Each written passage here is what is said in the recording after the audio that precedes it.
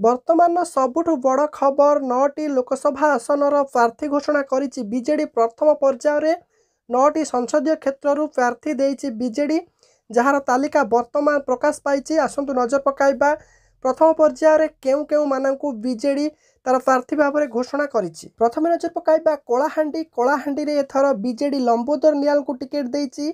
सेहीपरि संबलपुर रे प्रणव प्रकाश दास, जहाँकि संबलपुर रे बीजेपी पक्षरु केंद्र मंत्री धर्मेंद्र प्रधान लड़ुचंती, तांको विपक्ष रे प्रणव प्रकाश दास को बीजेडी टिकेट देइछि।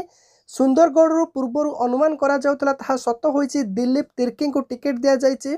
मयूरभंज रु सुदाम मारांडी, एठी बीजेडी गोटे आदिवासी कार्ड खेलिछि।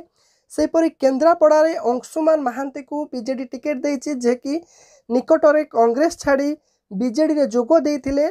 तांको विपक्ष रे बीजेपी पक्षरु बैजयंत पंडा प्रार्थी होइचंती। नवरंगपुर रे प्रदीप माझी को बीजेडी सुजोग देइछि। भुवनेश्वर सबुठु चर्चित आसन, जेउठी अपराजिता षडंगी निर्वाचन लड़ुचंती एवं एमपी अछंती, सेठी सुर राउतराय पुआ मनमोहन राउतराय को बीजेडी टिकेट देइछि। मनमोहन राउतराय आज बीजेडी रे जोग देइचंती एवं सांगे सांगे टिकेट पाइचंती। कोरापुट देखिबा कौशल्या हिक्का, आस्का देखिबा हमें रंजिता साहू, दुईटी महिला कार्ड बीजेडी खेलिछि।